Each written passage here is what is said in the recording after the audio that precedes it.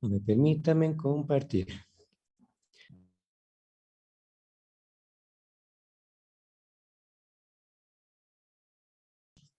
Perfecto. Bien, muy buenas noches con todos. Hoy comenzamos con la última de las clases. Sí me da mucha tristeza, pero bueno. Vamos a comenzar con lo que son ya las traducciones de la Biblia. Para hacer un pequeño recuento, antes de empezar con las traducciones, ¿recuerdan ustedes los diferentes materiales que se utilizaban para poder escribir no solamente el texto bíblico, sino también toda la escritura de ese tiempo? Entonces comenzamos con uno que se conoce como el papiro. Estaban las piedras, y eso sí les indiqué, las que estaban en arcilla. Después tenemos los famosos papiros, que son los que tenemos aquí, pero existen de diferentes tipos, que vemos acá. Este tipo de aquí, que es mucho más oscurito, se utilizaba para lo que se conoce como embalaje o el cartonaje. En otras palabras, era para llevar algún tipo de artículo. Mientras que el papiro tenía que ser lo más blanquito posible, entonces ese es el que servía para nosotros poder escribir. ¿Recuerdan lo que yo les mencionaba del texto de las fibras? Entonces las fibras que están en horizontal, este es el lado que se conoce como recto. Mientras que el lado posterior, las fibras están verticales, ese es el verso. Entonces, cuando ustedes vean los manuscritos del Nuevo Testamento o cualquier manuscrito, ya sea bíblico o también otro manuscrito que sea secular, ustedes van a ver el número del manuscrito, el número de hoja y una B pequeña o una R. Entonces, si es que es R, es la parte frontal, y si es que es B, es la parte de atrás. Con el tiempo, el papiro, como era un material bastante, en este caso, frágil, y recordemos que es hojas de papiro, entonces obviamente la duración no es muy grande porque es un material vegetal y ese se empezaba a dañar inmediatamente. Entonces aparece otro material que se conoce como el pergamino, que tenemos aquí. Entonces, este pergamino es cuero de cordero. ¿Cómo se escribía en ese entonces? Se colocaba primero el texto. Y una vez que estaba el texto, ya se empezaban a hacer los dibujos, se empezaban a realizar los diferentes tipos de ilustraciones que en ese tiempo se conocían como iluminación, más o menos como estas. Entonces, ustedes se fijan, está el texto, pero está con todos los detalles de dibujos, de las hojitas. Si ustedes se fijan la letra con sus detalles de dibujo y todo. Entonces, esos manuscritos ya empiezan a trabajarse prácticamente a partir del siglo IX, siglo X y en especial desde el siglo XI en adelante. Entonces, ahorita que vayamos a ver las traducciones, ya vamos un poquito a darnos cuenta cómo realmente era el trabajo de traducción y lo que implicaba escribir un texto bíblico. Entonces, es muy diferente para nosotros que podemos ir a una papelería, compramos una resma de papeles y ya empezamos a escribir, o compramos un cuaderno y ya podemos escribir nuestras notas o hacer un libro si queremos escribir un tipo de libro. En ese entonces no era así, en ese tiempo era muy diferente, entonces teníamos que ir a los lugares donde vendían papiros o simplemente comprar los diferentes pergaminos que vendían de los cueros de los animalitos, que son diferentes, que puede ser de antílope, puede ser de vaca, que puede ser igualmente de cordero, de cabra, bueno, diferentes tipos de material. Aparte de eso, se tenían que fabricar sus propias tintas. Y las tintas eran dependiendo de la época. Habían tintas que se utilizaban de procedencia vegetal, habían otras tintas que eran de procedencia mineral. Entonces, estas tintas, de acuerdo a cómo se van oxidando por el tiempo, nos van dando una idea de en qué época se escribió. Aparte, cada escriba tiene su forma de hacer una E, una N, una A. Entonces también esos estilos de escritura marcan también la pauta de en dónde se escribió, a qué escuela pertenece, porque en el siglo, podemos aquí hablar del siglo XI, siglo XII, que es la época medieval, no porque era una época en la cual era de oscurantismo y todo, no, sino que en la época medieval es la época de mayor avances tecnológicos que hubo en ese tiempo. Entonces, en esa época se hacía todos estos trabajos y se manejaban de esta manera los manuscritos. No todos conocían la escritura, no todos sabían leer, no todos sabían escribir. Entonces, un número muy pequeñito era el que podía acceder a las personas que tenían la suficiente cantidad de dinero para poder, en este caso, comprar o pedir que les hagan una copia de este manuscrito. Una Biblia de ese tiempo tomaba más o menos un año, por lo bajo, tomando en cuenta que es realizado por de 5 a 6 escribas trabajando en una Biblia. Tomaba un año completo hacerlo. Entonces, más o menos nos podemos dar un poquito cuenta. Les digo todo esto porque para poder nosotros tener y disfrutar del privilegio que hoy en día cada uno de nosotros nos ha dado el Señor, ¿no? De poder acceder a una librería cristiana o ir a las sociedades bíblicas y comprar nuestra Biblia. Entonces, en la traducción que más nos guste, en la versión que más nos guste. Entonces, vamos a sociedades bíblicas, está Reina Valeria, está la Reina Valeria contemporánea, entonces están varios estilos que tiene sociedades bíblicas, que es increíble y está a la mano a precios que son accesibles. Y obviamente es muy diferente en esa época, pero si nosotros viajáramos a la época de la Edad Media y les contáramos que existen las librerías o que existen estos lugares, existen sociedades bíblicas donde se venden las Biblias a estos precios, no nos van a creer, se van a decir, ustedes están soñando porque eso es imposible. Entonces ahora podemos ver cómo realmente el Señor ha permitido que el hombre con el uso de la tecnología pueda cada día avanzar en la traducción y que ésta pueda llegar a todos los hogares y a nuestras manos. Comencemos entonces ahora sí con las traducciones. ¿Qué traducciones? Una de las principales que nosotros tenemos aquí y que se conoce como la más, en este caso, la primera de las traducciones sería la famosa Septuaginta, que es la Biblia traducida del hebreo al griego. ¿Por qué se da eso? Bueno, cuenta una carta que se conoce como la Carta de Aristeas. Esa carta menciona a un rey que es Ptolomeo II Filadelfo. Entonces, este rey, que más o menos va del 285 hasta el 246 antes de Cristo, empieza y le pide a su bibliotecario, Demetrio Falerón, que le indique todos los libros que tienen en la biblioteca de Alejandría. Entonces dice, ¿cuántos libros tenemos?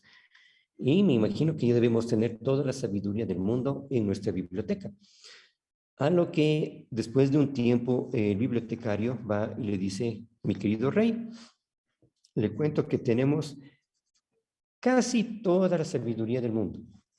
Entonces el rey dice, bueno, ¿cuál es lo que nos falta? Entonces él indica que lo que nos falta son los libros sagrados del pueblo de Israel. Entonces ahí indica que este rey hace una carta, le dirige al sumo sacerdote Eleazar, y en esa carta pide que por favor vengan lo mejor de los sabios de Israel para esta tarea, para este proyecto que es traducir la Biblia, traducir en este caso el Antiguo Testamento al griego. Recordemos que en esa época todavía no estaba completo el Antiguo Testamento, entonces todos los libros que estaban en ese tiempo a disposición se empiezan a traducir al griego. Más o menos tomó desde el siglo III antes de Cristo, desde el siglo III antes de Cristo hasta el siglo I después de Cristo, la traducción completa de todo el Antiguo Testamento al griego. Ahora, esta Septuaginta, la Sociedad Bíblica Alemana lo ha editado bajo la versión que se conoce como la de Alfred Ralphs, la Septuaginta de Alfred Ralphs. Esa es la que se está manejando en la actualidad por parte de la Sociedad Bíblica Alemana, que es la que se encarga de hacer todos estos textos de hebreo, griego, en este caso latín, tenemos en la Septuaginta, muchos otros también que está produciendo, por ejemplo, la Biblia Quinta, que ya vamos a hablar después. que esa es la Biblia que prácticamente es lo último que está manejando con los últimos manuscritos, los últimos descubrimientos de Antiguo Testamento. Ahora vamos con la Biblia en latín. Antes de terminar esto, terminemos la historia. ¿Qué pasa entonces aquí? Una vez que ya se hace esta traducción de los primeros 5 libros, que se conocen como el Pentateuco, los primeros 5 libros que nosotros tenemos en nuestra Biblia, que es Génesis, Éxodo, Levítico, Número y Deuteronomio, esos primeros 5 libros son los que se presentan por parte del rey Ptolomeo II al pueblo judío que está en Alejandría, que está en Egipto. Se hace la presentación de estos textos y el pueblo está muy feliz y muy contento y lo adopta como, en este caso, como un texto sagrado para ellos. Entonces aquí debemos tener bastante detalle en este aspecto. Primero, existen ya 2 textos, el texto griego y el texto hebreo. El texto hebreo que es trabajado en Israel, en Palestina, y el segundo que es el texto griego que se maneja en Egipto. Entonces, con el correr de los años, las lenguas, como veíamos, ya no era el arameo, ya no era el hebreo, ya no era ninguno de ellos, sino el griego. Entonces, de la misma manera, en la época de Jesús se habló, como vimos en las diapositivas anteriores, que en la época de Jesús, Jesús hablaba arameo, pero el idioma oficial era el griego. Entonces, obviamente, para llegar al resto de comunidades se tenía que hablar en griego. No podían hablar en arameo porque el arameo no lo conocían todas las comunidades. Entonces, ahí vamos viendo este pequeño gran detalle del por qué se da este choque cuando ya veamos una de las Biblias, que es la de Martín Lutero. Entonces, ahora tenemos la Biblia en latín. Para la Biblia en latín existen 2 tipos de Biblias, lo que es la Vetus Latina, que se conoce como la Biblia que es igualmente del pueblo, en un idioma del pueblo, y la Vulgata de Jerónimo. Entonces, son 2 estilos diferentes. La Vetus Latina es antes de la Vulgata de Jerónimo. La Vulgata de Jerónimo es la que se comercializó, es la que se extendió de una manera mucho más amplia y tuvo la aceptación por parte de la iglesia, porque en ese entonces no era iglesia católica, sino una sola, por parte de la iglesia, hasta la época de Martín Lutero. Nos hablamos del 1500, entonces existen estas diferentes versiones de la Biblia en latín. Tenemos la Biblia, la Vetus Latina, la Vulgata de Jerónimo, y es bastante interesante la historia de Jerónimo. Se menciona que Jerónimo tenía muchos sueños, porque como él era un sacerdote, entonces él soñaba con que se iba a casar, iba a estar con su esposa y que va a tener hijos. Entonces él decía, no, yo estoy dedicado a Dios, entonces si yo soy un sacerdote, yo no me puedo casar, yo no puedo hacer esto. Es un voto en este caso, de castidad. Y obviamente Jerónimo dice, no quiero que estos sueños sigan aquí en mi cabeza. Entonces dice, no, tengo que irme a otro lugar. Y él se va a Jerusalén. Viaja a Jerusalén y, oh, sorpresa, él pensaba que en Jerusalén ya, como es la ciudad santa, ya no iban a venir ninguno de esos sueños, ni pensamientos, ni nada. Pues nada que ver, llega a Jerusalén y sigue con los mismos sueños. Entonces, Jerónimo dice, ¿y ahora qué hago? Entonces decide traducir la Biblia.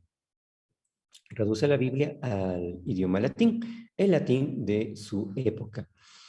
Entonces, aquí estamos viendo diferentes tipos de latín porque la iglesia en ese entonces ya empieza a hacer traducciones a las diferentes lenguas latinas. Tenemos la Vulgata latina, después tenemos la Vulgata sixtina, la Vulgata clementina, Vulgata de Wordsworth White y la Vulgata de Stuttgart.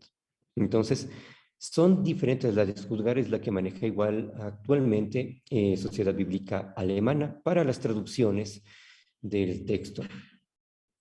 Entonces, vemos ahí que son varias versiones, no me voy a meter mucho en esto porque si nos extendemos demasiado, Pero ahí podemos ver un poquito los diferentes tipos de versiones que existen de traducción del texto bíblico en el idioma latín.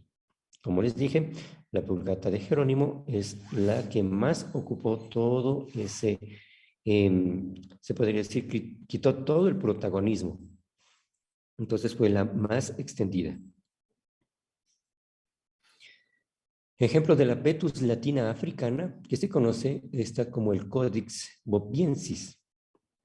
Uno de los padres de la iglesia, que es Cipriano, es el primero en mencionarlo. Lo menciona en el 258. Entonces, imagínense en eso, desde el 258 después de Cristo, él ya menciona esta traducción. Entonces, estamos viendo desde cuándo comienza realmente el texto en latín. Este tiene fragmentos de Marcos y Mateo, y el texto se adapta mucho a lo que es la liturgia de ese lugar, no la liturgia en general de todo lo que es la iglesia, sino la liturgia de África. Entonces, se adapta mucho a la liturgia africana. Este data del siglo IV después de Cristo. Aquí tenemos la Vulgata Latina con el Codex Amiatinus. Y es bastante interesante. Aquí está Jerónimo de Estridón, San Jerónimo, que se da previo el encargo del Papa español Dámaso I. Ahora, el nombre deriva de Vulgata Editio, que significa edición para el pueblo, que eso es en el 382 después de Cristo, que tenemos esta famosa Biblia. Tenemos la Vulgata Clementina, ahí si ustedes pueden ver en la imagen. Ahí tenemos el pontífice Sixto, o Sixto V, y él trabaja lo que es la Clementina. Entonces, bueno, ahí vemos con todo lo que son los detalles, con los índices del epistolario, el evangelario y todo lo demás. Iniciada por el Papa Sixto V y finalizada por el Papa Clemente VIII. Entonces, el objetivo era elaborar una edición cuidada, lo más cuidada posible.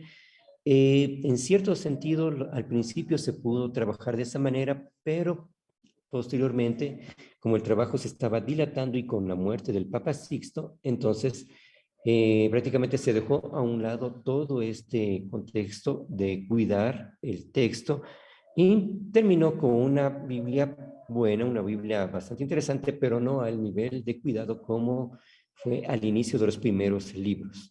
Esta edición es del año 1592 después de Cristo. Aquí tenemos un pequeño ejemplo de cómo se va leyendo en latín. Recordemos que en latín tenemos uno de los primeros libros que se hizo, en este caso en imprenta, que es la Biblia. Y a esta Biblia se le conoce como la Biblia de Gutenberg. Entonces, obviamente porque fue él quien lo trabajó. Ahora, lo bastante interesante, si ustedes se fijan, está arriba el incipit, el liber, y tenemos el vesit, todo lo demás. Más abajo tenemos 1 y 2, que ya es el principio, que dice el principio. Al principio creavit Deus celu et terram autem erat. Entonces, tenemos en la parte de arriba que indica el comienzo del libro Bereshit, al que Génesis lo llamamos. Entonces, es lo que tenemos en la primera línea en rojo. Y el resto del texto, que les puse un color medio cafecito, medio beige. Entonces ahí ya tenemos en el principio, creó Dios los cielos, y los siguientes versículos, y la tierra estaba desordenada.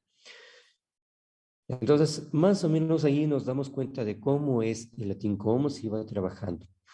Lo interesante de esta Biblia que trabaja Gutenberg, es que como la gente no sabía que esta era una Biblia hecha desde planchas de madera y que ya era una Biblia trabajada en serie, Gutenberg la empezó a vender como que fueran todavía hechas a mano.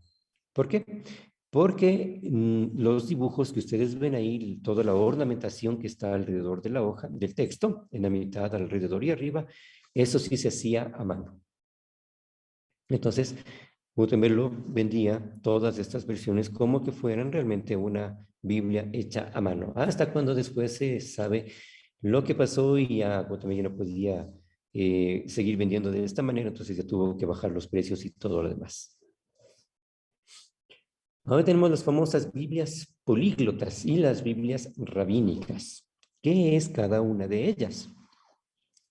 Estas Biblias rabínicas, aquí tenemos un ejemplo, que es la de Jacob Ben Hajim. Esta, por ejemplo, es encargada por Daniel Bomber, dirigida por, como está aquí, Jacob Ben Hajim, que es el erudito, un judío erudito. Este ofrece el texto bíblico más correcto, tiene comentarios de la época, es la época medieval, y del Targum, que es la traducción aramea del Antiguo Testamento. Aquí por primera vez se editó, por ejemplo, nosotros vemos la Masora Parva, que es los comentarios que están a los lados del texto, se encuentran a los laditos si ustedes se fijan, y la Masora Magna, que es la que está en la parte de arriba y en la parte de abajo del texto. El texto, ustedes ven, está en grande, los caracteres hebreos, mientras que los lados están en caracteres mucho más chiquititos. Entonces, Masora Parva, los que están a los lados, y Masora Magna, la que está arriba y lo que está abajo. Y también una Masora Finales, que vendría a ser todos los comentarios, pero eso está al final de la Biblia, ya en un bloque completo con todos los escritos. Entonces, ¿por qué se les llama Biblias rabínicas? Porque estas Biblias eran trabajadas justamente con este objetivo de indicar todo el comentario sobre el texto bíblico de los grandes rabinos y en especial de los rabinos de la época medieval. La primera edición y la primera Biblia que trabajó la Sociedad Bíblica Alemana, que se conoce como la Biblia Hebraica de Kittel, trabajó sobre la base de una de estas Biblias. A esta Biblia se las conoce como el Textus Receptus en el ámbito del Antiguo Testamento. Entonces, este tuvo una duración de 400 años. Entonces, imagínense, esto lo trabajó prácticamente el pueblo judío, los grandes eruditos judíos. Es una obra de 4 volúmenes y va del año 1524 al 1525. Entonces, es la época en que aparece esta gran obra. Tenemos aquí una vez más la Masora Parva a los lados, y si ustedes se fijan tiene una forma como de esferito. En ese entonces era el cálamo, que era la forma con la que se escribía, y abajo tenemos la Masora Magna. Si ustedes ven arriba y abajo están unos dibujos, ¿cierto? Pero si nosotros, déjenme ver si que tengo una foto más. No. Si nosotros ampliáramos esta imagen, nos vamos a dar cuenta que son letras en hebreo. Entonces, toda la Masora Magna está escrita en esa forma, como de perrito que tenemos ahí, pero con esos cachitos y esos, y en la parte de abajo como una especie como de dragón. Entonces, todo eso era los escritos y los comentarios igualmente de los grandes rabinos, formando esos dibujos bastante interesantes. Esta es la famosa Biblia políglota. ¿Pero por qué se llama políglota? Porque tiene muchos idiomas. Ya vamos a irlos viendo un poquito. Esta es encargada por el cardenal Cisneros. La importancia, recordemos que en ese entonces, 1514, 1517, ya es la época en la que comienza el Renacimiento. Entonces aquí el Renacimiento empieza a dar énfasis a los idiomas bíblicos, a los idiomas antiguos, al hebreo, al griego y al arameo. Y empieza a dejar de lado el latín. Entonces, para no perder todo toda esta ola de academicidad que sale, toda esta ola de erudición, entonces empieza a elaborarse Biblias políglotas con varios idiomas. Entonces, esta Biblia políglota, que es la políglota complutense, es de 6 volúmenes. Va del 1514 a 1517. Y si ustedes se fijan, está aquí. Tenemos hebreo, tenemos arameo, tenemos griego. Abajo está en arameo el Targum y tenemos también en latín. Entonces, obviamente, es una obra espectacular. Y podemos nosotros, por ejemplo, si ustedes ya conocen estos idiomas, ir comparando los comentarios, las traducciones que se hizo del texto bíblico al arameo en el Targum que tenemos en la parte de abajo, y ir comparando con el griego, comparar con el latín. Entonces, es bastante interesante y esto era el objetivo. El objetivo era rescatar toda esta riqueza que tenían los idiomas bíblicos de esa época. Y son 6 volúmenes porque es obviamente todo el Antiguo Testamento y todo el Nuevo Testamento. Obviamente el Nuevo Testamento es en griego y el griego, que son varias obras de diferentes personajes que existen en cuanto a lo que es el texto del Nuevo Testamento, que eso ustedes ya lo van a ver en el siguiente curso, que ya tiene que ver con el canon del texto bíblico. Entonces ahí ustedes van a ver las diferentes versiones del Nuevo Testamento que había en griego. Tenemos ahora las famosas Biblias romanceadas. Y esas son en las famosas lenguas romance. María Isabel Pérez nos dice la aventura de traducir la verdad hebraica al castellano. Entonces, eso es como ella lo describe, las traducciones del Antiguo Testamento al español. Por eso es que está puesto hebraica con Y, no con la I, porque es una cita directa de ella. Una de las primeras traducciones que existe es La Hacienda de Ultramar, manuscrito en 1997. Este es trabajado por Aymerich Malafaida, quien inserta varios textos bíblicos en una descripción de un viaje que hizo a Palestina. Entonces, aquí él comienza a hablar, por ejemplo, si está en este lugar, por ejemplo, estaría el lugar donde se indica que fue, en este caso, sepultado Jesús. Entonces, ahí empieza a colocar ese texto que tiene que ver con el entierro de Jesús. Entonces, todo esto es lo que él hace. Emerit Malafaida trabaja todo el texto, empieza a contar toda la historia de Israel, en este caso se podría decir del viaje que se realiza a Israel, y empieza a insertar los textos. Entonces, ahí nos vamos a dar cuenta bastantes cosas, ¿no?, interesantes. Si ustedes se fijan, al final está una A capital. Y nosotros podemos ver que ahí está indicando la parte en la cual el faraón estaba sobre el río del agua y empieza, ahí ve, las vacas gruesas. Entonces comienza la descripción de la visión que tiene, en este caso, el rey, el faraón, del sueño de las vacas flacas, las vacas gordas, entonces cada una de ellas. Entonces, ustedes se fijan, este es el español antiguo. Entonces sí se puede ver muchos detallitos, sí se puede leer mucho de ello, a pesar de que es un español antiguo. Estamos hablando del español del año 1220. Tenemos otro texto que es la general o la General Historia, manuscrito 816. Este es encargado por el famoso rey Alfonso X el Sabio. Se le llama así porque él se encargó mucho de promover la erudición, de promover la academia en España. Entonces, y a él se deben muchos aspectos y muchas obras de gran envergadura histórica, de gran envergadura literaria. Por ello se lo conoce como Alfonso X el Sabio. Esta obra comprende la historia de la humanidad desde sus orígenes hasta la época de Alfonso X. Y no se pudo terminar totalmente, porque obviamente ya muere en este caso, el rey, y separa la producción de esta obra. Esta data del año 1270, son 1400 folios, que es solo la parte bíblica. Entonces, imagínense, solo la parte bíblica son 1400 hojas, es de lado y lado, y aparte de ello también todo el resto de la historia que se cuenta, desde el origen hasta la época del rey Alfonso. A esta se la conoce como la Biblia alfonsina. Tenemos otra Biblia que es la Biblia de Arragel.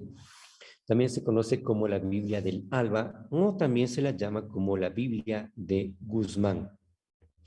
Entonces, esta Biblia es encargada por Luis de Guzmán, el gran maestre de la orden de Calatrava al Rabí Moshe Aragel. Entonces, es bastante interesante la historia porque recordemos que en ese tiempo empezó todo lo que es la persecución de parte de la Inquisición a los judíos, no solamente a las brujas, sino también a los judíos, y en especial porque en Rusia se efectuaban los famosos pogromos o los pogroms, que eran prácticamente actos de violencia en contra del pueblo judío. Entonces, todo eso se empezó a extender en Europa y llega hasta España. Entonces, un judío no tenía relación y no había ningún contacto con un cristiano. Entonces, obviamente, este maestre, que tenía una gran posición social, una gran posición política allí, entonces le pide a Rabí Aragel que haga esta traducción. Él se niega al principio y en este caso Luis de Guzmán empieza a presionar usando un poco en este caso el poder político que él tiene, a lo que Moshe dice, ok, está bien, ya, lo voy a hacer. Y empieza a hacer toda esta traducción. Es bastante interesante porque es la traducción que hace un judío del idioma hebreo al español. Entonces, obviamente, eso lo hace el Antiguo Testamento. Estamos hablando del pueblo judío que no acepta el Nuevo Testamento. Entonces, ellos hacen la traducción únicamente del Antiguo Testamento. Esta traducción él comienza a hacerla en el año 1422 y la termina en 1430. Entonces, un par de añitos le tomó hacer toda esta traducción. Si ustedes se fijan, es bastante interesante con todos los dibujos, con todo lo que él empieza a hacer para tener este trabajo. Son 513 páginas y posee 334 ilustraciones. Fíjense cómo es realmente esta bella obra, esta bella Biblia. Entonces podemos ver cómo realmente se empieza a trabajar, cómo es todo este texto hecho a mano, toda la traducción es hecha a mano. Entonces, y los dibujos, todo. Entonces realmente vemos que es una obra, pero increíble, y en el español antiguo. Otro ejemplo, aquí ya se está hablando en esta sección de todo lo que tiene que ver con la elaboración de los utensilios, en este caso, que Dios le establece a Moisés para la construcción del tabernáculo. Vamos ahora con las Biblias iluminadas. Y es bastante interesante. En estas Biblias iluminadas, la importancia del texto bíblico realmente se pierde. Aquí no les interesa tanto el tener cuidado de lo que es el texto bíblico en palabra por palabra, sino que muchos de estos manuscritos empiezan a hacer algo bastante interesante, que es el tratar de, por ejemplo, si ustedes se fijan en los relatos de los evangelios, pues se habla que cuando Jesús resucita y van las mujeres al sepulcro, uno de los evangelios indican que es un ángel y otro de los evangelios dice que es dos ángeles. Entonces uno se queda a ver, o es uno o es dos. Entonces, ¿cuántos realmente tenemos? Otro indica que es un solo cuando Jesús sana al endemoniado, dice que solo era un endemoniado, mientras que otro evangelio dice que son dos. Entonces, igualmente los copistas y los estudiosos de esta época dicen, wow, ok, tenemos entonces que coordinar todo eso y ensamblar en una sola historia. Entonces, ellos tratan de hacer eso y obviamente tienen un texto que rompe mucho el esquema de lo que está en el texto bíblico, lo que dice el original realmente. ¿Y qué sucede ahí? Entonces, este texto se conoce como un texto bizantino, el texto que trata de, en este caso, quitar esas, entre comillas, contradicciones que tiene el texto bíblico y unirlas en un solo relato. Entonces, en este caso, para los lingüistas, para los biblistas, para los traductores, para los papirólogos, el texto bizantino es el texto que menos confianza tiene, es el texto que menos se lo utiliza, pero lamentablemente es el texto que más se trabajó para las traducciones del texto bíblico, con las primeras traducciones del texto bíblico, porque eran las traducciones que había en esa época. Eran las Biblias que ya existían desde el siglo XIII en adelante hasta el siglo XVII, XVIII, donde ya comienza en el siglo XIX prácticamente toda la revolución por nuevamente ir a los manuscritos antiguos. Entonces, esas eran las Biblias que se utilizó tanto los traductores para hacer las versiones al inglés, al español, al francés, al italiano, con todos estos manuscritos bizantinos. ¿Por qué? Recordemos que si nosotros vemos en qué época se descubrieron los papiros, los grandes códices, ya es mucho tiempo después, estamos hablando del año 1800, el año 1900. Entonces, obviamente no existían estos manuscritos que gracias a Dios ahora los tenemos y tenemos un texto bíblico del griego mucho más fiel a los manuscritos, por lo que ya tenemos ahora todos los papiros que les comenté, que les mencioné del Antiguo y del Nuevo Testamento. También en este tiempo se da lo que es la micrografía de los manuscritos judíos, que es lo que vimos en los manuscritos, antiguos de los anteriores, que me regreso un poquito. ¿Dónde están estos? Entonces, micrografía es justamente estos dibujitos que nosotros vemos aquí arriba y abajo. A eso se llama como micrografía. ¿Qué existen en todas estas Biblias, que son las Biblias judías, escritas en hebreo? Entonces, ellos son los que hacen estas micrografías. ¿Por qué? Porque el texto bíblico y también uno de los principales mandamientos que está obviamente para el pueblo de Israel es: no te harás ninguna imagen de Dios, ni de nada que lo represente. Entonces, ellos no pueden, tampoco representan al ser humano, porque el ser humano es imagen de Dios. Entonces, el judío tampoco se atrevía a dibujar un ser humano. Entonces, cuando nosotros vemos las Biblias que están escritas en hebreo de esta época, vamos a ver con esos dibujos que ustedes vieron, con esas micrografías, pero no con dibujos como vemos aquí en este manuscrito que ya es que ya son de las épocas de los siglos XIII, XIV, XV.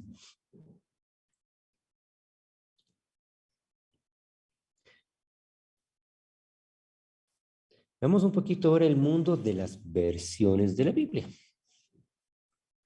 No sé si hay alguna preguntita que quieran hacerlo. Mejor dejamos también igualmente para el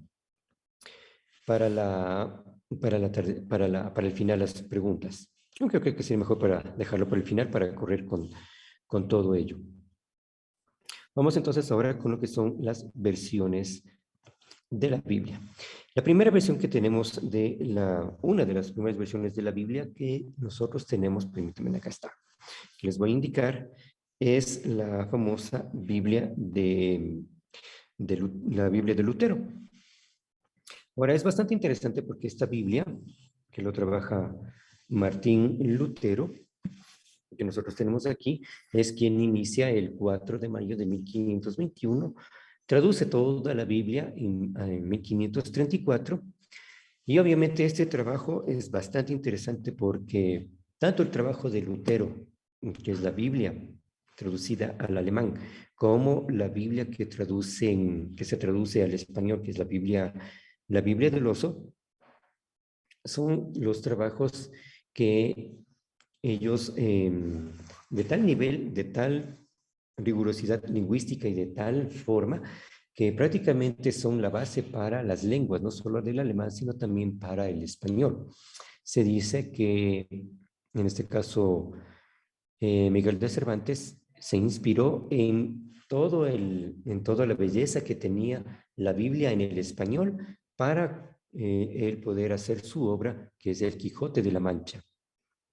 Entonces, vemos que realmente es uno de las principales obras, la Biblia, para ayudar a la lengua de un pueblo, de una nación.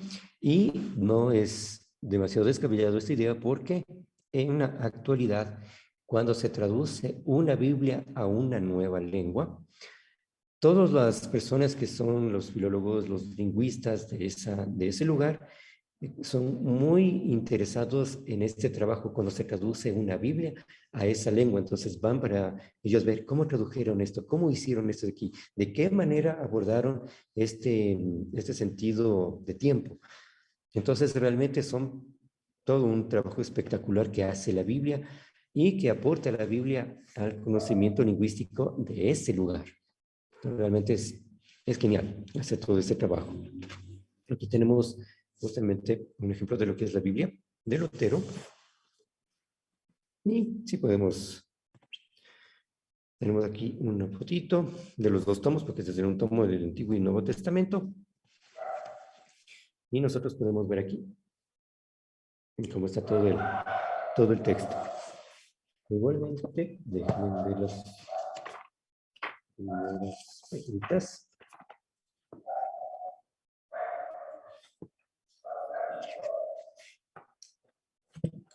Pueden ver ustedes cómo está. Entonces, súper interesante, es muy lindo cuando ustedes pueden leer un poco esta Biblia, ver cómo se la tradujo, cómo se la hizo, cómo Lutero trabajaba el sentido. Y no sé si ustedes han visto esta película Lutero, que es bastante interesante cómo él empieza a dialogar de cómo él puede traducir una palabra que tiene muchísimos significados. Entonces, y a veces significados que el uno va en contra del otro. Entonces, él trataba de decir, pero ¿cómo puedo hablar? ¿Cómo puedo indicarlo? Y Lutero da algo bastante interesante cuando él empieza a hacer la traducción. Él dice, tu traducción tiene que ser de tal nivel que cuando la gente lo lea, piense que Moisés es alemán.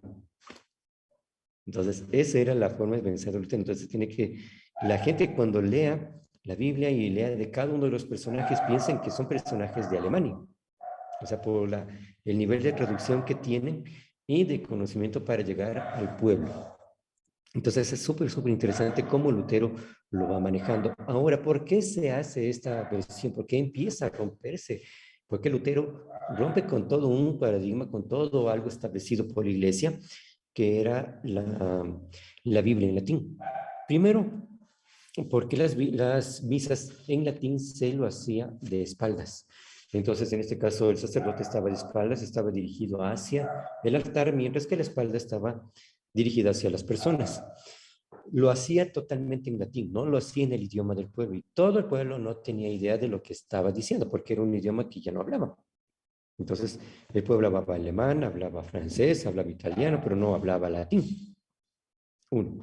Dos, los sacerdotes empiezan en este caso, a hacer uso del texto bíblico para otros fines.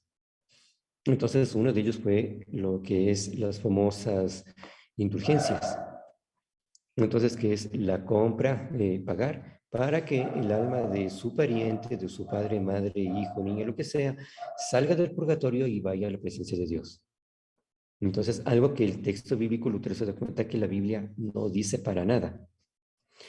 Entonces, y muchas otras cosas, por ejemplo, que también en este caso, todo el poder que tenía el sacerdote que también muchas veces, y mejor dicho, no muchas veces, sino siempre los sacerdotes que estaban en las parroquias, no eran sacerdotes con todo un estudio teológico, sino eran sacerdotes que compraron ese puesto y ellos no tenían idea de lo que era la Biblia. Pero como tenían el dinero, compraron y estaban al frente. Y estaban al frente no solo de un lugar, de una parroquia, sino estaban al frente de otra parroquia en otro pueblo o en otra ciudad o en otro país.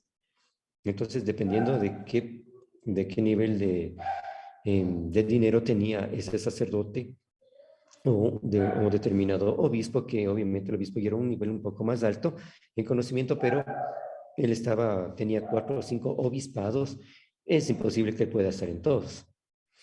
Entonces, ante esta situación es lo que Martín Lutero reacciona y coloca todas las tesis, porque le decía, no, no es posible.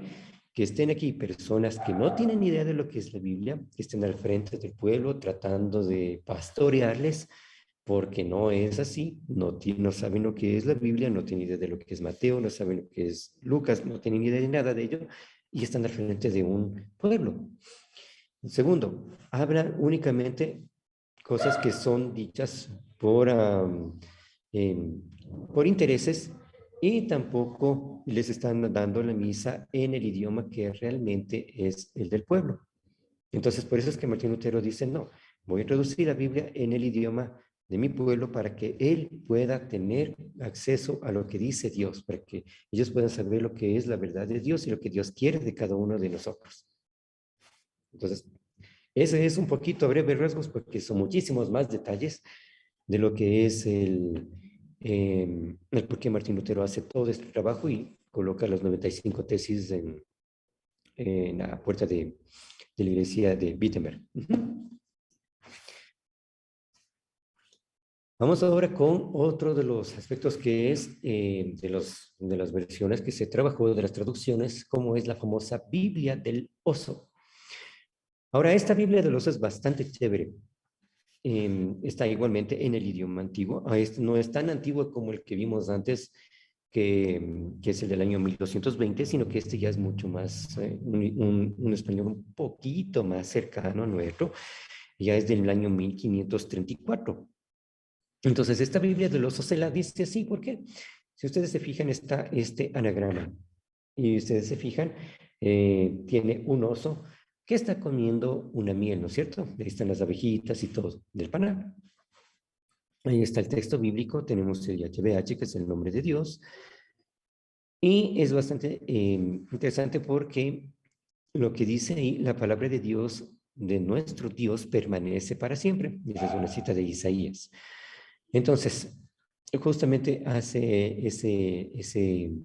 utiliza ese anagrama porque era el que utilizaba en ese entonces uno de los principales personajes que trabajaba los textos, que ya imprimía los textos, los diferentes textos, no solamente del Papa, de los sacerdotes, sino también textos de lo que era Platón, Aristóteles, de los grandes filósofos.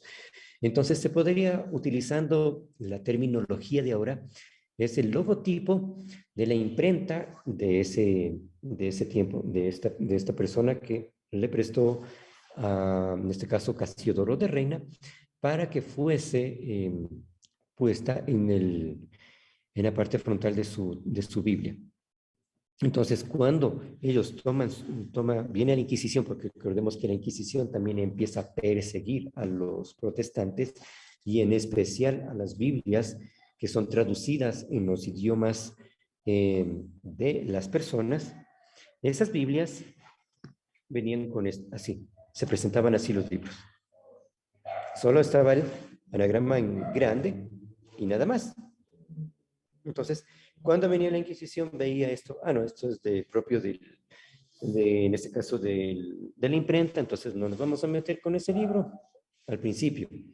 Después, cuando la Inquisición se da cuenta de todo lo que hacían los protestantes para poder llegar con sus Biblias, entonces ahí ellos ya se dieron el lujo de empezar a ver el libro, de abrir el libro, de ver de qué se trata, qué es lo que hay. Entonces ya empiezan ellos a ser un poco más rígidos y firmes, y se podría decir más detallistas en buscar las Biblias. Entonces aquí nosotros tenemos que lo que hace Casiodoro de Reina es traducir toda la Biblia, y obviamente la Biblia lo traduce con los deuterocanónicos. ¿Por qué? ¿Recuerdan lo que yo les comenté de la Septuaginta? La Septuaginta es bastante interesante porque la Septuaginta hace la traducción de muchos libros que estaban escritos, y mejor dicho, no la traducción, sino que incorporan otros libros que ya estaban escritos en griego, como por ejemplo los libros de los Macabeos. Entonces, otras partes de lo que es el libro de Daniel, que también estaba en griego. Entonces, ellos incorporan a su Biblia, a la Septuaginta. Entonces, ¿qué sucede aquí? Recordemos años 70. Viene el general Tito y destruye prácticamente todo lo que es todo lo que es, en este caso, Jerusalén. Y en este caso, cuando ya se destruye Jerusalén, cuando ya se destruye el templo, obviamente, imagínense para el pueblo de Israel, ya no hay templo, ya Dios no tiene su casita en donde va a vivir, ya estamos fregados, ¿y ahora qué hacemos? Aparte de eso, aparece un nuevo grupo, que son los cristianos, que empieza en cierto sentido, como a dividir el judaísmo. ¿Cuál es la Biblia que se utilizaba en ese tiempo, antes de que exista esta ruptura de judíos cristianos? La Septuaginta. ¿Por qué? Porque el griego era el idioma que se hablaba en esa época. El texto del Antiguo Testamento estaba escrito en hebreo, y el hebreo en la época de Jesús no se hablaba. Entonces, solo podía leerlo alguien que conocía el hebreo. Entonces, era prácticamente una persona que fue estudiada para poder leer e interpretar los textos hebreos del Antiguo Testamento. Si no, el resto está escrito en griego. Entonces, los rollos que se les entregaba eran en griego. Y ellos cogían y lo leían. Cuando se rompe entonces y cuando se da esta división, ellos se dan cuenta que el cristianismo es el que empieza a utilizar esta Septuaginta porque es el idioma que ellos tienen, que ellos manejan y que ellos conocen. Dicen, no, nosotros vamos a regresar al hebreo, vamos a regresar al idioma antiguo, al idioma que Dios le habló a Moisés. Entonces, ahí se divide. Los judíos de Palestina van con el idioma al hebreo y los judíos de Alejandría se quedan con el griego. Entonces, se dan dos, en este caso los judíos de Palestina dicen, estos son los libros que nosotros consideramos los que van a estar dentro de nuestro canon, de nuestra historia, que ya estaba formado. Los concilios que se dan después y todo, no es que ellos establecen el canon, sino ya estaba formado.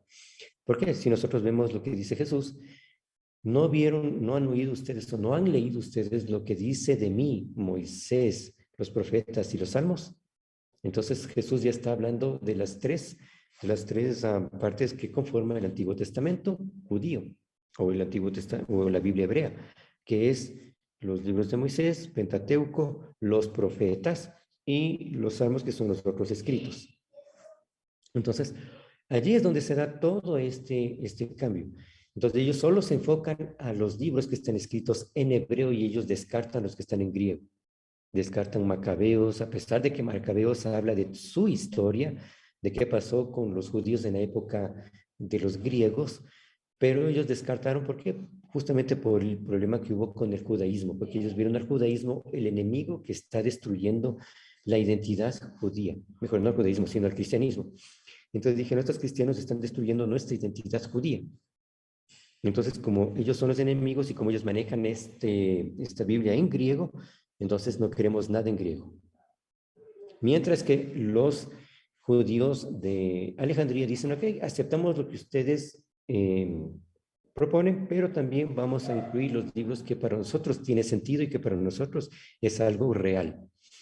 Entonces ellos aceptaron Macabeos y el resto de libros que tiene en este caso la Biblia católica. Entonces, en este caso, Casiodoro de Reina trabaja también con los deuterocanónicos porque era la Biblia que existía en la Septuaginta, que era la Biblia que que utilizó la iglesia primitiva, la que utilizó los apóstoles, Pedro, Juan, Mateo, todos ellos, y que es la Biblia que está citada justamente por ellos, la Biblia en griego. Si ustedes conocen el hebreo y el griego, hacen esta comparación del texto griego y el texto hebreo con el Nuevo Testamento, se van a dar cuenta que es el texto griego el que es citado en el Nuevo Testamento y no el hebreo. Entonces, esa es la Septuaginta. Por eso es que Casiodoro Reina incorpora los deuterocanónicos, porque dice, no, esta es la Biblia que utilizó en el pueblo primitivo, la iglesia primitiva, entonces tiene que estar aquí. No así con, en este caso, Cipriano de Valera. Cipriano de Valera fue discípulo de Juan Calvino. Ahí vamos a entender entonces por qué Cipriano de Valera retira los deuterocanónicos, justamente por la influencia de Juan Calvino. En 1596 se hace la revisión del Nuevo Testamento 1602 ya se traduce toda la Biblia completa y en 1625 se hace la primera reimpresión. A esta se la conoce como la Biblia del Cántaro, una vez más. ¿Por qué? Justamente, si ustedes se fijan, tenemos a una persona que tiene un cántaro derramando agua. Entonces, una vez más, tenemos la palabra de Dios permanece para siempre. Y tenemos a Isaías y todo, se maneja todo lo mismo. Y esta es la abuelita de nuestra Reina Valera. Entonces, esta es la primera Reina Valera, porque él, en este caso, Cipriano de Valera, lo que hace es solamente una revisión de lo que ya trabajó, en este caso, Casiodoro de Reina. Entonces, por eso es que esta se la conoce como la versión Reina Valera. Obviamente el nombre de esta Biblia en ese entonces fue la Biblia del Cántaro, justamente por el tipo de logo que maneja. Entonces, esta es la Biblia del Cántaro. Y tenemos así, como es por dentro la Biblia. Entonces, la Biblia del Oso también es igual, es un poquito más ancha, pero un poquito más pequeña. Entonces, más o menos ahí nosotros vamos a ver, y es bastante interesante cómo está la escritura del español de esa época, y ya estamos con el español del año 1600. Y aquí ya tenemos a nuestra amada Reina Valera. Entonces, la primera revisión fue la de Cipriano de Valera en 1602, y esos nombres, Reina y Valera, quedaron completamente soldados a esta versión. Entonces, la primera versión que ya fue traducida a un español más actual, de 1602, tenemos la de 1909. En sociedades bíblicas aún están vendiendo la versión de Reina Valera de 1909. Entonces, es súper chévere, es genial. A mí me encanta también esa versión. Entonces tenemos la versión, la de 1909, y después ya vemos la de 1960, la de 1995. Entonces, lo que hace es contextualizar el idioma, porque obviamente, como les dije antes, el idioma prácticamente es vivo, no es que el idioma queda soldado para toda la vida y eso mismo se sigue utilizando, no. Como les dije una vez, si es que nosotros estamos en una situación de emergencia y a alguien le falta el oxígeno, necesita respirar, no creo que ninguno de nosotros vaya a decir que a la persona que por favor alguien que venga y le infunda un hálito de vida. ¿No es cierto? Porque se van a quedar, ¿qué pasó? O sea, ¿qué me quieres decir? No, nosotros vamos a decir, por favor, alguien que le dé una respiración boca a boca. Entonces, a eso se refiere el trabajar lo que es la contextualización del idioma. Entonces, ¿cómo se está manejando hoy en día nuestro idioma?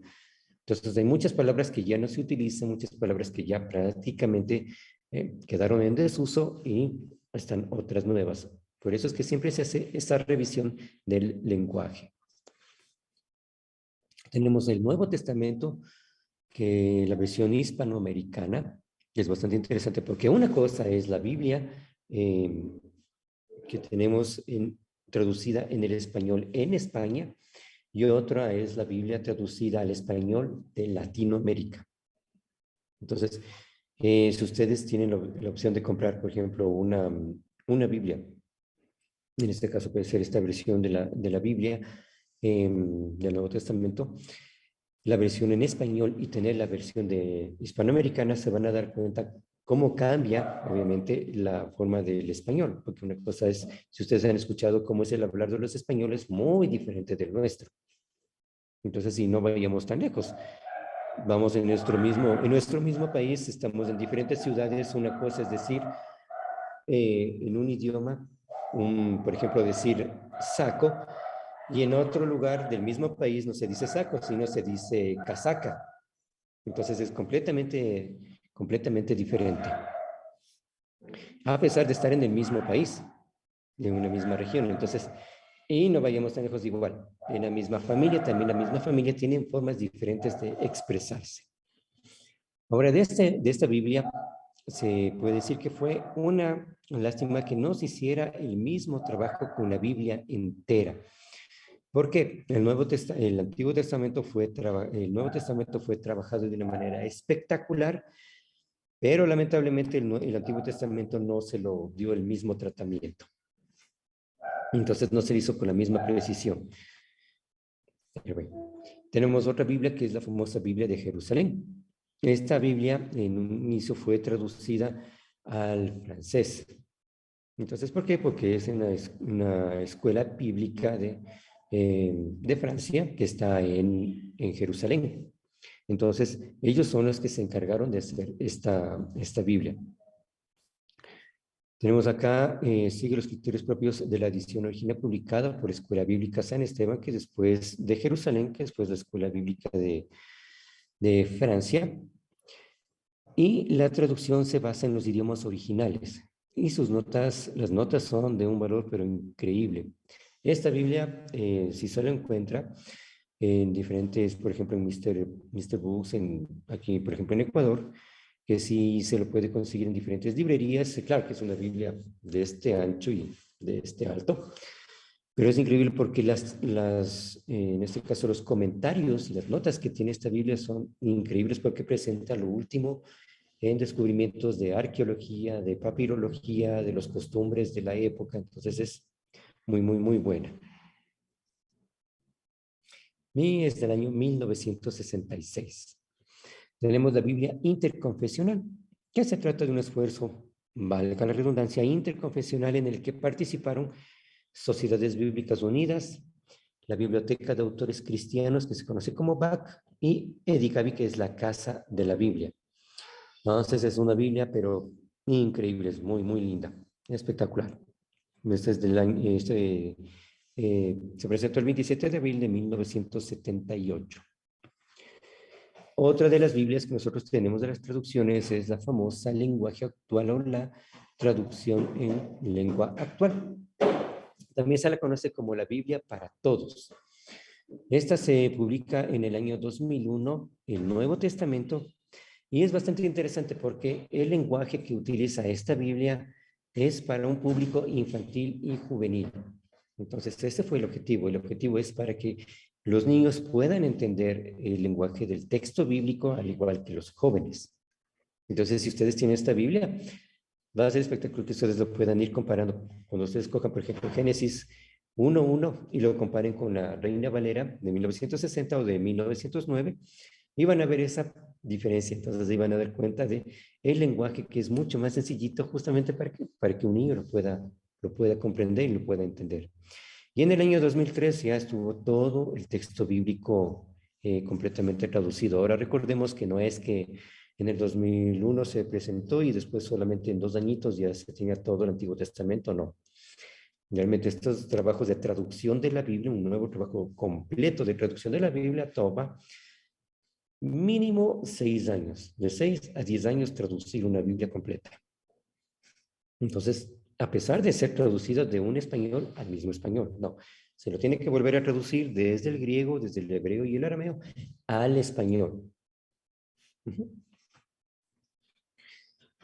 Una de las más recientes traducciones que nosotros tenemos es la famosa NTV, que es la nueva traducción viviente. El objetivo, comunicar las escrituras a los lectores de hoy tan clara y convincentemente como lo hacían los textos originales en los tiempos bíblicos. Tomó alrededor de 10 años su producción y estuvo ya en el año 2009. Bastante interesante este material. Me presentaron antes de que se presente todo el Nuevo Testamento con la traducción de Juan, para que le haga una revisión de cómo es esa traducción, qué tan está y todo. Entonces ahí les mandé los comentarios de algunas porciones y todo, de traducciones que decía podían mejorar esta parte y todo. Entonces, y es bastante interesante cómo fue todo este proceso que ellos manejaron para hacer esa traducción. Cómo es su objetivo, la claridad que ellos querían justamente para que no se presente malas interpretaciones ni nada de ello, sino que sea tan claro que solo exista una forma de entender el texto bíblico. que lamentablemente con las otras versiones sí se ha dado otras interpretaciones y lamentablemente también se han dado y han surgido muchas, en este caso, sectas que han tergiversado por completo el texto bíblico. Por eso es tan importante el conocimiento de los textos bíblicos y, de ser posible, de los idiomas bíblicos. ¿Por qué?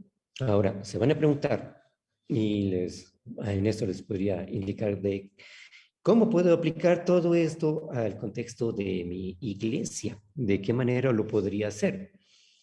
Bueno, puede ser a través de una clase que ustedes quieren enseñarles, pero sobre todo el objetivo de ello es que ustedes conozcan cómo realmente llegó la Biblia a nosotros, cómo se formó desde la época en la que era por tradición oral, posteriormente se puso por escrito, después empezó a ya escribirse de una manera mucho más grande en libros mucho más amplios, y por último, ya a través de un canon, las traducciones y las versiones. Entonces, el objetivo con todo ello es que ustedes conozcan muy bien estos procesos para que no les tome por sorpresa cualquier persona que venga con cualquier idea media loca por ahí sobre la Biblia, sobre la formación del texto bíblico, que sí se está dando. Lamentablemente, una de las principales grandes ventajas que existe hoy es el Internet, pero también una de las grandes desventajas es el mismo. ¿Por qué gran ventaja? Porque ahora nosotros no tenemos que correr a las diferentes, en este caso, bibliotecas y museos para ver los manuscritos, pedir una serie de fotografías y regresar al país y empezar a estudiarlos. No, ahora ya podemos ingresar al Internet y podemos ver en los grandes portales donde están estos Biblias, donde están estos papiros, y podemos ver en las fotografías que ellos toman para poder hacer el trabajo ya de traducción y de todo lo demás.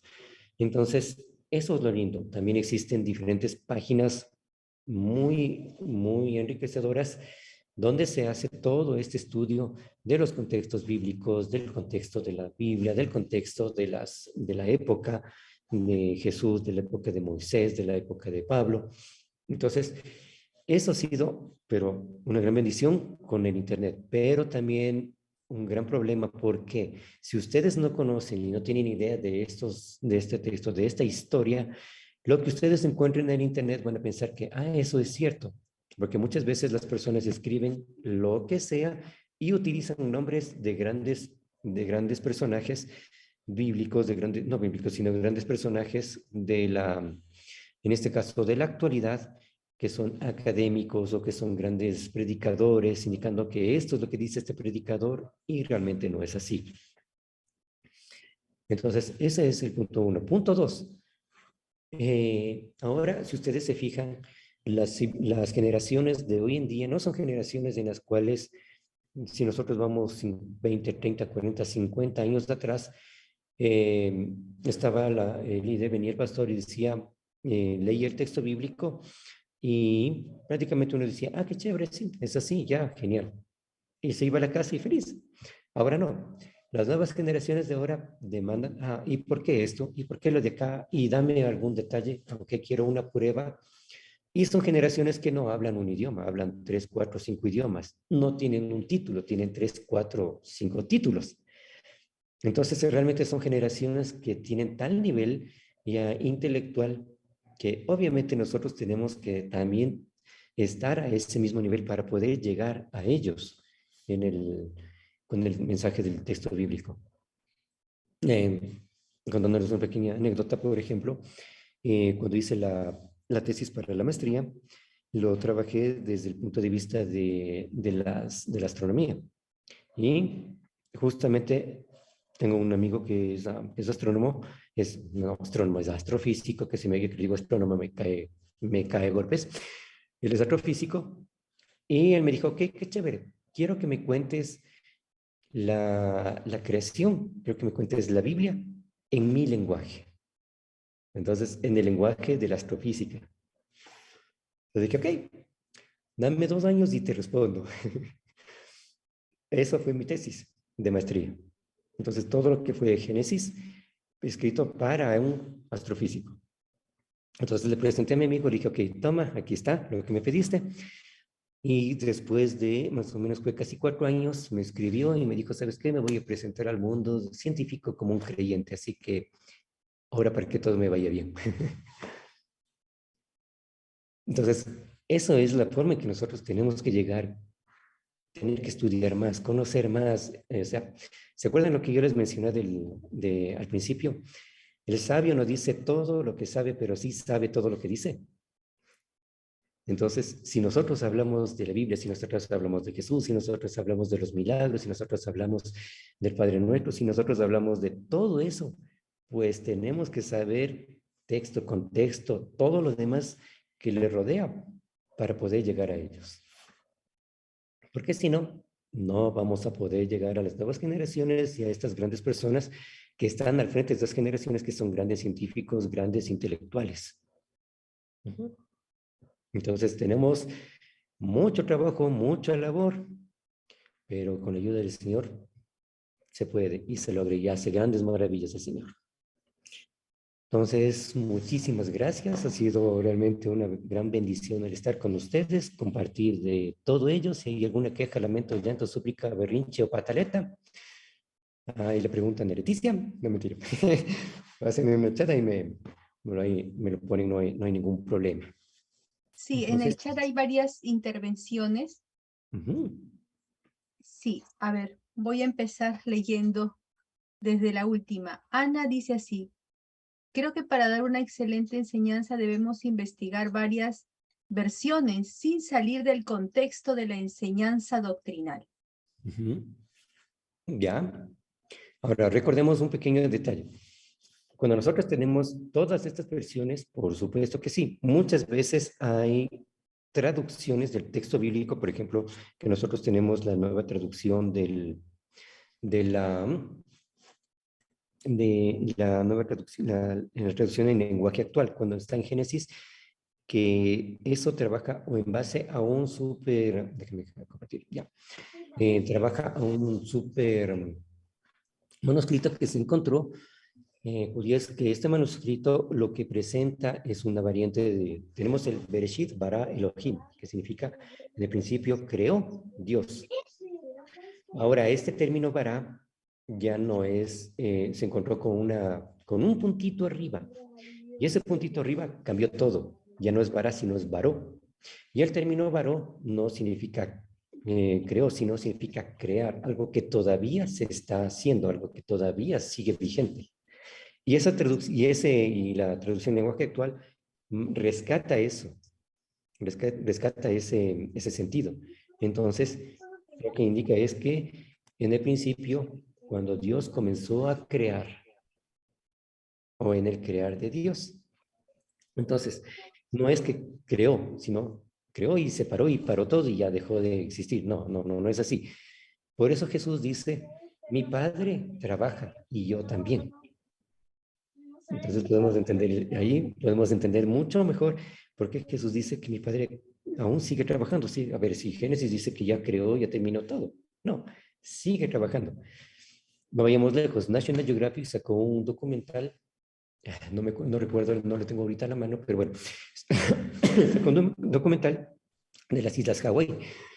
Y en las Islas Hawái indicaban que fueron los científicos un año y vieron cómo estaban las cosas, qué estaba sucediendo, cómo estaba la lava en todo ese territorio. Después de un año regresan los científicos y se dan cuenta que en ese sector donde ya estaba la lava solidificada y todo, empezaron a crecer plantas y empezaron a estar unos animalitos. Y cuando cogen muestras de esos animales, cogen muestras de esas plantas, se dan cuenta que ni esos animalitos, ni esas plantas existen en ninguna otra parte del planeta. Son propias de allí. O sea, son nuevas. Entonces quedaron, ¿cómo salió algo completamente nuevo ahí? O sea, ¿qué los generó? ¿De dónde? O sea, ¡pum! Aparece así nomás. Entonces, se dan cuenta, Dios sigue creando. Entonces es espectacular. Y así hay muchísimas otras cosas que los mismos científicos van comentando. acerca de todo lo que se van dando cuenta de lo que Dios está haciendo. Y por eso es que hay muchos personajes que son grandes célebres, grandes intelectuales que ahora son creyentes. Entonces, una de estas doctrinas era que la obra de Dios ya palmó, ya terminó, la obra de Dios está concluida, la creación de Dios, mejor dicho, y no fue así. Entonces se descubre esto y ahí tiene sentido lo que Dios dice, porque Dios sigue creando, sigue trabajando. Entonces, ahí debemos ir teniendo mucho cuidado con todo ello. Ujú. Muy bien, muchas gracias. Jacinta Alania dice lo siguiente. ¿Usted cree que con el paso del tiempo las versiones de traducciones ya no son tan fidedignas con el texto original? Siguiente. ¿La Biblia de Jerusalén recopila hechos antropológicos y es más completa? ¿Qué versión de la Biblia es mejor recomendada ahora? Ok. Realmente no. Con el paso del tiempo, las traducciones de hoy en día son mucho más fieles. Se trata de hacer lo más fiel posible. ¿Por qué? Tenemos manuscritos, como les mencioné, mucho más antiguos que nos están ayudando a tener a recoger el sentido original. Tenemos también, en este caso, la filología que cada vez está progresando aún más con el conocimiento de los idiomas bíblicos. Entonces, tenemos los descubrimientos de la arqueología, tenemos todo lo que tiene que nos dice la antropología, la sociología. Entonces, todo un equipo multidisciplinario que empieza a trabajar en las nuevas traducciones que realmente son muchísimo más fieles e impactan de una manera mucho más fuerte. Obviamente, muchas veces se piensa que en las nuevas traducciones están dañando el texto bíblico y todo. No, no es así, sino que están tomando lo que, ¿se acuerdan lo que yo les comenté de la Biblia? Que lamentablemente tomó Reina Valera, en este caso la Biblia que es del inglés, la de King James y todas estas Biblias, las primeras traducciones que se hicieron de la Biblia, en base a los manuscritos antiguos del siglo XIV, XV, XVI, que es un texto bizantino. Entonces, de esas Biblias se hizo la traducción. Como ahora tenemos los manuscritos, los papiros, los códices y todo, que son mucho más antiguos, entonces imagínense en un papiro que data del año 100, del año 90, después de Cristo, a una Biblia que es del año 1700, obviamente que va a tener mucho más peso en cuanto al texto y a originalidad, es el papiro del año, del año 100, del año 90. Entonces, se empieza a retomar eso y obviamente la traducción empieza a cambiar, empieza a variar. Entonces, estos cambios, estas variaciones que no rompen para nada que Jesús es el Hijo de Dios, que Jesús vino aquí para, obviamente, para restaurar todo, para darnos vida, para morir por nosotros y que nosotros tener ese acceso a Dios, para igualmente lo que es la ley de Dios. O sea, nada de eso se rompe, sino que profundiza y da un sentido aún más grande y mucho más hermoso de lo que es el texto bíblico.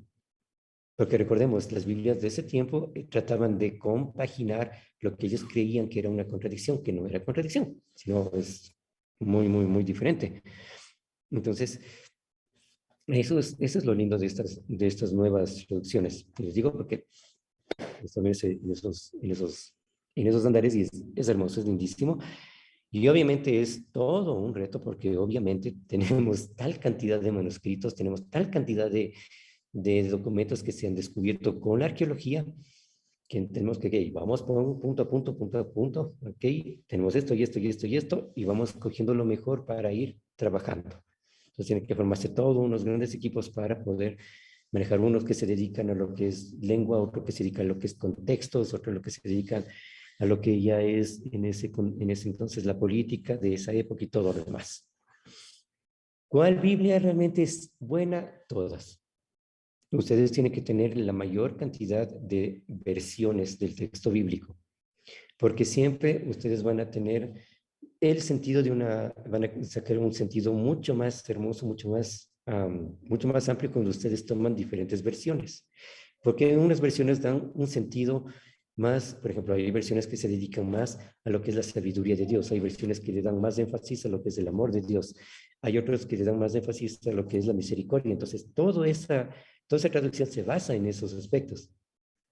Cuando ustedes cogen diferentes versiones, cogen, wow, qué chévere, este tiene este sentido y este tiene este sentido, y se enriquece muchísimo más el mensaje que ustedes van a preparar. Y Biblia de Jerusalén, como les dije, es muy buena. Es enorme por todo este aporte que ellos hacen de comentarios al contexto y a toda la situación que es de la época bíblica. Ok, antes de seguir leyendo los comentarios, vamos a dar pase a Juan Pablo de Chile. Puedes activar tu micrófono, adelante con tu pregunta. Hola, buenas noches, el Señor les bendiga. Buenas Estoy muy noches. atento, muy interesante todo con respecto a las versiones. Yo tengo una versión que me llama mucho la atención, que es la Pechita, ¿ya? Que se supone que es una versión que fue traducida desde el arameo al español. ¿Ya? Me llama la atención por dos cosas. Una porque, bueno, en esta versión no fueron traducidos los nombres de los personajes, sino que se mantuvieron los nombres en hebreo. Pero había algo que quería preguntarle sobre el Génesis 1, el capítulo 1 de esta versión, que dice que en el principio creó Dios los cielos y la tierra estaba en caos y vacuidad, y había tinieblas sobre la superficie del abismo profundo, y el Espíritu de Dios incubaba sobre la superficie de las aguas. Y esa palabra es la que me llama la atención. Incubaba sobre la superficie de las aguas. Esa es mi Ya, pregunta. perfecto. Ahora, sí tengo la Pechita, es excelente, me gusta mucho la traducción que hacen. El problema que yo tengo con la Pechita es que no me dicen qué manuscritos son los que ellos manejan o qué manuscritos ellos utilizaron para hacer esta traducción. Entonces, por ejemplo, ese término que dice incubaba, de acuerdo a algunos textos que yo tengo no del arameo, sino del Targum, que el Targum es el texto comentado recordemos, del Antiguo Testamento al arameo. Entonces, el Targum sí maneja el sentido de incubar, pero recordemos, esto lo hacen desde el contexto egipcio. El Targum, muchos de ellos eran grandes filósofos que estaban en Egipto. Entonces, bajo ese contexto, lo que ellos miraban en la naturaleza, cómo se incubaban las cosas, cómo hacía la gallinita con los polluelos, cómo hacían la serpiente con sus huevos y todo lo demás, en ese mismo sentido es el que se trabajó este texto. No te puedo dar fielmente cómo está esta traducción, pero en el Targum, que es la traducción del Antiguo Testamento hebreo al arameo, está este detalle que te estoy comentando. No me dice la Pechita qué manuscritos utilizó, entonces no, ahí sí no te puedo dar más detalles de lo mismo. Muy bien, Abigail Ávila de México dice, ¿podría explicarme de la división de los libros deuterocanónicos? ¿Cómo es que se determinó qué libros sí eran inspirados por Dios y qué libros no? Ya. Bueno, ese ya es el tema que le toca, no le quiero robar el tema, eso le van a ver ustedes ya en la siguiente clase, que es justamente todo lo que es el canon. Y ahí ustedes van a ver qué libros fueron inspirados, por qué no, cuáles fueron en este caso, los detalles, las pautas de Antiguo y de Nuevo Testamento para elegir cuáles eran los libros que realmente debían estar allí. Entonces, no, esa parte no le quiero robar.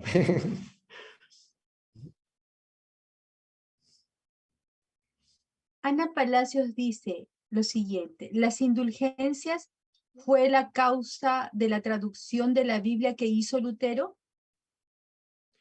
Las indulgencias no las indulgencias, lo que fue la causa de lo que hizo Lutero es todo el espectro que les di. No solo fueron las indulgencias, sino también el que el pueblo de Israel, el pueblo de Alemania pueda entender lo que estaban leyendo los sacerdotes en las misas, porque era en latín. Entonces el latín no tenía ni idea en ese entonces el pueblo. el pueblo vivía con el miedo de lo que les decían los sacerdotes que no tenían teología, no eran estudiados en teología. Por eso es que Martín Lutero dijo, ok, si lo que yo estoy diciendo está en contra de las escrituras, pues muéstreme por la escritura que yo estoy mal. No pudieron demostrarle porque estos sacerdotes no tenían el nivel de preparación que tenía Lutero. Y ese fue el punto fuerte de todo el protestantismo, que en ese entonces los protestantes eran personas de tal nivel de erudición y de preparación en lenguas bíblicas, en teología, en contextos, en antropología, que la iglesia, no, pues, la iglesia, en este caso ya podemos decirle católica, no pudo responder, sino ya mucho tiempo después, con la, no se puede decir contrarreforma porque es una reforma que también hace la iglesia, pero con la contrarreforma, con los famosos jesuitas y todo ello. Pero fue mucho tiempo después de lo que pasó ya con Lutero. Entonces, prácticamente Lutero fue por todo lo que estaba viviendo en su contexto, en su época, que dijo, no, mi pueblo está perdiéndose lo que realmente Dios quiere de cada uno de ellos y tiene que conocerlo y saberlo. Jacinta Alania dice, entonces, ¿es la más confiable la Biblia rabínica porque era la más cercana al texto original? Y sigue la pregunta, ¿ahora se puede encontrar la Biblia políglota? Sí, sí se puede conseguir la Biblia políglota, pero esta Biblia cuesta alrededor de $1,700, $1,800. Entonces, sí, eso sí se lo puede conseguir. En Editorial Verbo Divino lo tiene. Entonces, ellos tienen tienen en este caso se me fue el nombre, pero por parte de las sociedades bíblicas alemanas y también de la editorial de la Biblia Complutense. Entonces, ellos pueden vender todos estos textos porque ellos venden el Nuevo Testamento griego, el Nuevo Testamento, el Antiguo Testamento en hebreo, la Septuaginta, la Vulgata Latina, todo, que es toda esta colección de ciencias bíblicas de sociedades bíblicas alemanas, que más o menos es una colección de 30 Biblias, venden ellos. Entonces, sí se puede conseguir. Ahora, sí son un poquito caras.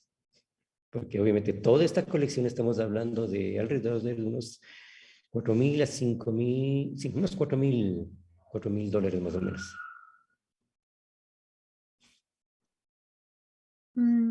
Aquí hay una pregunta, ¿qué libro recomienda para aprender más sobre las traducciones? Quiero comunicarles que dentro de la malla curricular, ustedes tienen un curso que se llama específicamente Traducciones de la Biblia.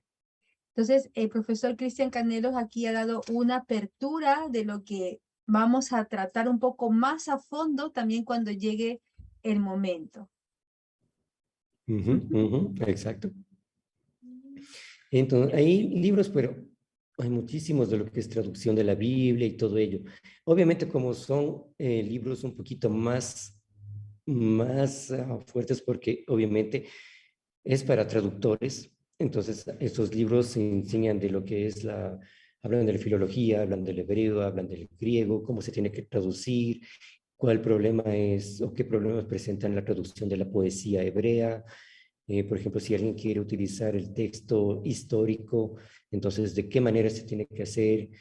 Entonces, son acercamientos un poquito más, se puede decir, mucho más detallados que para la persona que no conoce o no está un poco dentro de lo que es el mundo de la traducción de la Biblia, se puede como un poco frustrar. Pero ya les voy a buscar artículos así de lo que tiene que ver, de lo que es la traducción y el mundo de la traducción bíblica, para poderles, ya le paso a Leticia para que Leticia la pueda subir a la plataforma y que ustedes puedan tener algo que sea más sencillito de digerir. Porque no, yo les puedo decir traducción de Naida, que está uno de ellos, pero sí es un poco denso. Muy bien.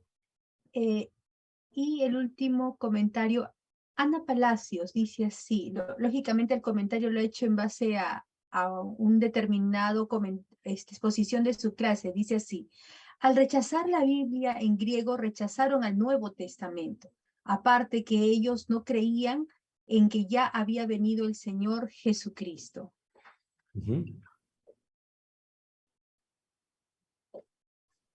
Muy bien. Listo, terminamos con todos los comentarios. Allí uno de sus compañeros, Joy, ha compartido diferentes tipos de documentos también. Bueno, muy bien. Sí. Es bastante interesante porque, por ejemplo, cuando nosotros vemos el texto bíblico, vemos lo que es la enseñanza, cómo es la Biblia, el mundo de la Biblia. Y cuando vamos conociendo estos pequeños detallitos tan hermosos de lo que es cada palabra que dijo Jesús, cada palabra que dijo Pablo, entonces realmente nos mueve todo el piso porque nos damos cuenta de, wow, qué es lo que realmente, o sea, de qué manera fue tan impactante para todo el pueblo y para las personas que estaban recibiendo el mensaje, que es lo mismo que nosotros vamos a aprender a hacerlo y estamos haciéndolo. Entonces sí es algo muy, muy lindo todo este mundo. Es espectacular. O sea, si uno no sale más enamorado del texto bíblico, de Dios y de todo después de estudiar todo esto, entonces ahí estamos en grandes problemas, porque uno sí sale mucho más de enamorado.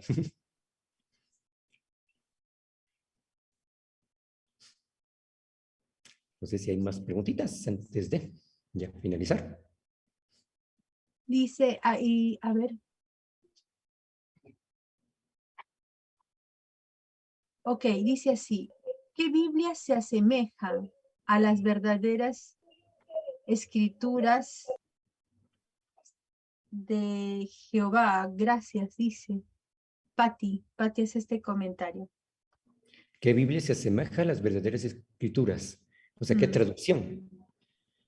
Sí. Como les dije, compren todas las versiones posibles. Porque, recordemos, existen términos tanto del griego como del hebreo que no se pueden traducir. No hay palabra en español que se pueda traducir. Entonces, cuando ustedes compren las mayor cantidades de versiones, es mucho mejor, porque les va a dar un panorama mucho más amplio. Hay versiones como, por ejemplo, el et en el hebreo, que no existe una traducción como tal en el español. Entonces, ahí se tiene que más o menos empezar a buscar de qué se puede aproximar a ese sentido de esa palabra, pero hay términos que realmente no hay traducción en el idioma en español, hay traducciones en el idioma en francés, sí hay traducción de esa palabra en el idioma, por ejemplo, al italiano o al inglés. Y ahí, en cambio, si ustedes ya conocen esos idiomas, pueden comprar una versión, por ejemplo, si ustedes tienen la Biblia de Jerusalén y conocen el francés, comprenla en francés. Y va a ser excelente porque ustedes pueden ver una palabra que no existe traducción al español, cómo la tradujeron en francés. Entonces, por eso les digo, les animo, compren la mayor cantidad de versiones, que eso les va a ayudar muchísimo. También en donde puede ver, cierto, también hay unos libros que tiene Sociedad Bíblica, que es justamente el mundo de la Biblia, que son en 3 tomos, Descubriendo la Biblia, que lo trabajan, bueno, varios biblistas de sociedades bíblicas, y que sí ustedes pueden adquirirlos. Pero esos sí son espectaculares. Son sencillitos, trabajan también el tema de lo que es la traducción. Obviamente el principal recopilador de todo ello es Decio Sánchez, que es fantástico, genial, Decio. Y esos 3 volúmenes les va a ayudar a ustedes muchísimo porque está el contexto, están los idiomas, está un poco lo que es el canon, está la geografía, está la interpretación del texto bíblico, hermenéutica y todo ello. Les va a ayudar muchísimo estos tres tomos. No sé si estarán tal vez en los recursos. Si no, me avisan para ver si les consigo para poderles enviar, si es que ustedes tal vez tienen. Efraín Collado está levantando la mano, puede activar su micrófono y después Carlos Rafael, en ese orden. Adelante, hagan su pregunta. Buenas noches.